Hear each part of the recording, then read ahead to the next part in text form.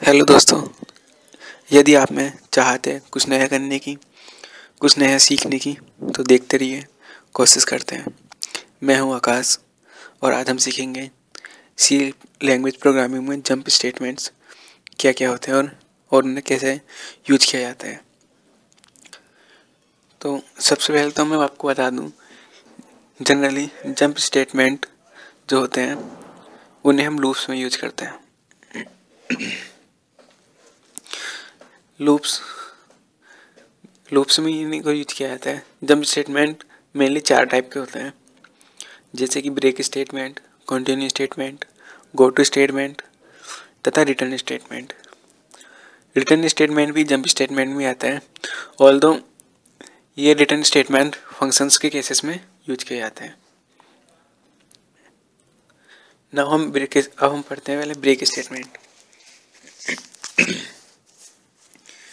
Break statement का syntax आप screen पर देख सकते हैं, जैसे कि इसमें लिखा है ब्रेक एंड सेमीकोलन। ब्रेक ये एक रिजर्व कीवर्ड होता है जो कि किसी भी लूप में बाकी के कुछ स्टेटमेंट को स्किप करके लूप से बाहर आने के लिए यूज किया जाता है। मान लीजिए आप किसी लूप में कोई भी वर्क कर रहे हैं, कोई भी एग्जीक्यूशन कर रहे हैं और आप चाहते हैं कि आफ्टर सम पर्टिकुलर टास्क और आफ्टर सम कंडीशन कि आप बाकी के कंट्रोल स्टेटमेंट को छोड़ दें, उनको स्किप कर जाएं और सीधे आप रिजल्ट या लूप से बाहर आ जाएं। तो उस केसेस में आप कोई ब्रेक स्टेटमेंट काफ़ी लाभकारी हो सकता है। उस केसेस में इसको ब्रेक स्टेटमेंट यूज करते हैं। जैसे कि मैं आपको इसमें एक एग्जांपल दिखा रहा हूँ सिंपल कैलकुलेटर का, जिसमें हम ब्रेक स्टेटमेंट यूज कर रहे हैं। यहाँ पर आपको स्क्रीन पर कुछ सोर्स कोड दिख रहे होंगे। ये सोर्स कोड एक सिंपल कैलकुलेटर के हैं, जिसमें एडिशन, सब्सट्रैक्शन, मल्टीप्लिकेशन तथा डिवीजन के के, के लॉजिक दिए गए हैं। जैसे कि आप यहाँ देख सकते हैं, मैंने हर एक केस के बाद break statement switch case condition दे रखी है, जिसमें मैंने हर एक केस के बाद ब्रेक स्टेटमेंट यहाँ पर दिया हुआ है। अब इससे ब्रेक स्टेटमेंट से क्या होगा, अब देखिए यहाँ पर जब प्रोग्राम हमारा एग्जीक्यूट होगा तो सबसे पहले हमारा प्रोग्राम यूजर को इन्फॉर्मेशन दिखाएगा कि 1 एडिशन के लिए है, 2 सब्सट्रैक्शन के लिए, 3 मल्टीप्लिकेशन के लिए, 4 डिवीजन के लिए। एंड इस टाइप से सारे ऑप्शन आने के बाद यूजर से चॉइस मांगेगा। मान लीजिए यूजर चॉइस देता है 1, यानी कि एडिशन के लिए। अब हमारी चॉइस स्विच केस के थ्रू केसेस से कंपेयर होगी। अब केस उसने चॉइस दी है एडिशन की 1, तो 1 हमारा पहले केस में ही मिल जाएगा। जब पहले केस में मिल जाएगा तो हमारा कंट्रोल एडिशन का ऑपरेशन परफॉर्म करेगा। और देखिए यहाँ पर वो print F answer /d and B, यहाँ पर हमारा जब आंसर वो प्रिंट करेगा, उसके बाद यहाँ उसको मिल जाएगा ब्रेक स्टेटमेंट। तो ब्रेक स्टेटमेंट क्या करेगा, ये जो हमारा लूप चल रहा है स्विच का, इससे हमें सीधे बाहर कर देगा, स्किप कर जाएगा, बाकी स्टेटमेंट को एग्जीक्यूट नहीं करेगा। आपको शायद याद होगा जब हम स्विच केस स्टेटमेंट बिना बिना बिना ब्रेक स्टेटमेंट के यूज कर रहे थे, तो इसमें जहाँ पर उसको कंडीशन मिल जा रही थी जिस केस पे वो मैच कर रहा था, उस केस के बाद के सारे लाइन्स वो सबको एग्जीक्यूट कर रहा था विदाउट कंडीशन चेकिंग। जैसे कि पिछले बार आपको शायद याद हो, मान लीजिए अगर हम यहाँ पर ब्रेक यूज़ नहीं करते हैं, इसमें से कहीं ब्रेक यूज़ नहीं करेंगे और हम अगर केस स्टेटमेंट पे पहला केस पे अगर हम मिल जाता है तो उसके बाद वो एग्जीक्यूशन करेगा, पहले एडिशन करेगा, फिर सब्सट्रैक्शन, एडिशन एंड डिविडेशन और सबके आंसर प्रिंट कर देगा। ऐसा इसलिए क्योंकि उसको कोई अलग से स्पेसिफाइड नहीं है कि यहाँ पर से उसको ब्रेक कर जाना है, यहाँ पर से उसने जंप करना है, एंड ऑल दो, इसलिए वो सब काम करते हैं। आई होप आप ब्रेक स्टेटमेंट समझ गए होंगे। अब हम बात करते हैं इसका आउटपुट। आप देख सकते हैं अगर हम बिना बिना ब्रेक स्टेटमेंट के यूज करेंगे तो आउटपुट इस टाइप से आएगा कि इसमें सारे आंसर आएंगे, और जब हम ब्रेक स्टेटमेंट यूज करेंगे तो हमारा आउटपुट इस टाइप से आएगा जिसमें हमें सिर्फ एक ही पर्टिकुलर आंसर मिल जाएगा। अब हम बात करते हैं कंटिन्यू स्टेटमेंट। इसका सिंटैक्स भी सिंपल होता है, कंटिन्यू एंड सेमीकोलन।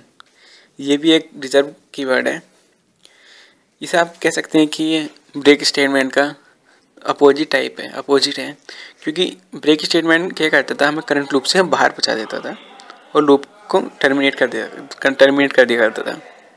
यानी कि जब ब्रेक स्टेटमेंट लूप को टर्मिनेट करने के लिए यूज किया जाता है। जबकि कंटिन्यू स्टेटमेंट क्या करता है, अगर आपने कहीं पर्टिकुलर लूप के अंदर कोई कंडीशन दी है तो वहाँ पर उसको कंटिन्यू स्टेटमेंट मिल जाता है। तो कंटिन्यू स्टेटमेंट क्या करेगा, हमारे कंट्रोल को उस लूप के स्टार्टिंग में फिर से पहुँचा देगा। यानी कि मान लीजिए आप का लूप कहीं से एग्जीक्यूट हो रहा है और आप चाहते हैं किसी एक्सट्रीमम पॉइंट या किसी भी एक पर्टिकुलर हायर पॉइंट या मिनिमम पर कंडीशन जहां आप देना चाह रहे हैं, एक्सट्रीम कंडीशन पर जाने के बाद आपका लूप फिर से कंटिन्यू हो जाए, तो इस केस में आप कंटिन्यू स्टेटमेंट वहां पर यूज करेंगे। कंटिन्यू स्टेटमेंट क्या करेगा, आपका कंट्रोल जब उस एक्सट्रीमम कंडीशन पर पहुंच जाएगा तो कंटिन्यू लूप जब कंटिन्यू स्टेटमेंट से जब मिलेगा तब वो फिर से लूप की स्टार्टिंग पॉइंट पर पहुँच जाएगा, यानी कि लूप वहीं से दोबारा से एग्जीक्यूट होना स्टार्ट हो जाएगा। इस वही सिंपल कैलकुलेटर का प्रोग्राम हम यहाँ पर कंटिन्यू स्टेटमेंट से देख सकते हैं। अब जैसे देखिए ये प्रोग्राम में फिर से मान लीजिए उसने हमारा यूजर ने चॉइस 1 दी है एडिशन के लिए।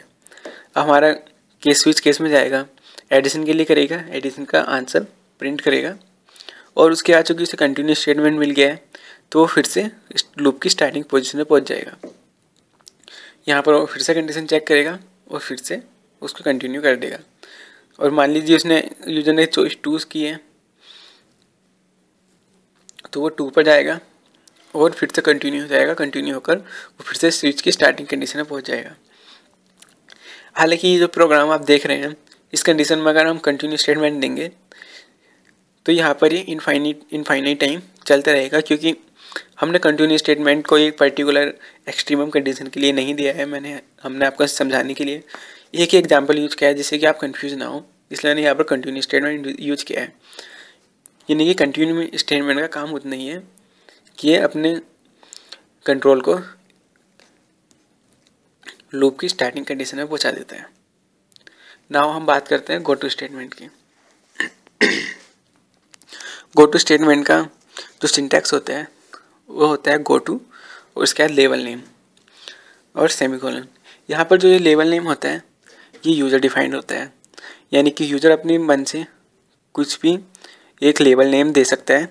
जिस लेवल नेम के मान लीजिए उसने किसी यूज़र ने कोई लेवल नेम दिया है और उसमें कुछ स्टेटमेंट रखे या बिना स्टेटमेंट दिए उसने लेवल नेम रख दिया। जैसे कि आप यहाँ पर देख सकते हैं मैंने यहाँ पर लेवल नेम एक्स दिया है, यानी कि जो हमने पहली कंडीशन दिखा रखी है येलो लाइन वाली, इसमें मैंने एक्स जो लेवल नेम है उसके अंदर कुछ स्टेटमेंट्स भी दिए रखे हैं, कुछ स्टेटमेंट दिखा रखे हैं जहाँ पर हमारा गो टू एक्स स्टेटमेंट हो जाएगा, फिर से स्टेटमेंट एग्जीक्यूट करेगा और बाकी प्रोग्राम जो हमारा चलेगा उस हिसाब से चलेगा।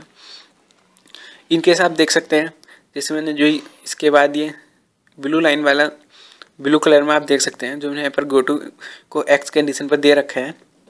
इसमें क्या करेगा ये, मैंने इसमें कोई अलग से एक्स के अंदर कोई स्टेटमेंट नहीं दिया है, बट एक पर्टिकुलर बस कंडीशन पोजीशन उसको बता दी है कि जहाँ पर गो टू हमारे को गो टू को यूज करके हम कंट्रोल को वहाँ भेज सकते हैं।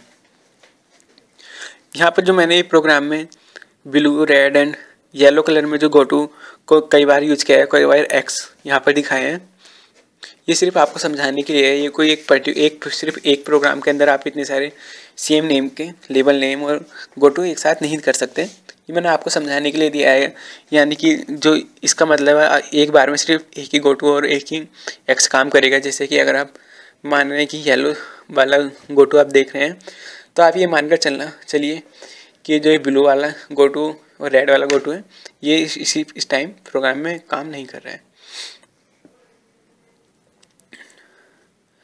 अब हम गो टू स्टेटमेंट को ब्रेक स्टेटमेंट की तरह भी यूज कर सकते हैं और as well as continue statement की तरह भी यूज कर सकते हैं। मैंने इसी चीज़ को समझाने के लिए जो है रेड और ब्लू वाले गो टू यहाँ दिखाए हैं। एक्चुअली मैंने आपको उसी को चीज़ को समझाने के लिए दिखाए हैं। आप देख सकते हैं मान लीजिए आप कंटिन्यू गो टू का कंटिन्यू की तरह यूज करना चाहते हैं, तो ये जो ब्लू वाला आप देख रहे हैं इसमें मैंने गो टू एक्स और हमारा जो लेबल नेम एक्स है इसको मैंने स्विच के जस्ट स्टार्टिंग में रखा है, यानी कि लूप के स्टार्टिंग में रखा है। आप देख रहे होंगे अगर हम कंटिन्यू स्टेटमेंट यूज करते थे तो हमारा कंटिन्यू स्टेटमेंट सिर्फ यही काम करता था, हमारे कंट्रोल को लूप की स्टार्टिंग में पहुंचा दिया करता था। अब चूँकि हमने यहाँ लेबल नेम के बाद जो हमने पोजीशन रखी है गोटू की, गोटू जाएगा और कंट्रोल जाएगा और एक्स पर जाएगा और एक्स के बाद सीधे हमारा लूप फिर से स्टार्ट हो रहा है। यानी कि यहाँ पर ये go to statement as a continue की तरह काम कर रहा है। और जो यहाँ पर ये रेड वाला गोटू दिखा रखा है, यहाँ पर हमारा गोटू कंट्रोल को सीधे लूप से बाहर ले जा रहा है, यानी कि लूप को टर्मिनेट कर दे रहे हैं।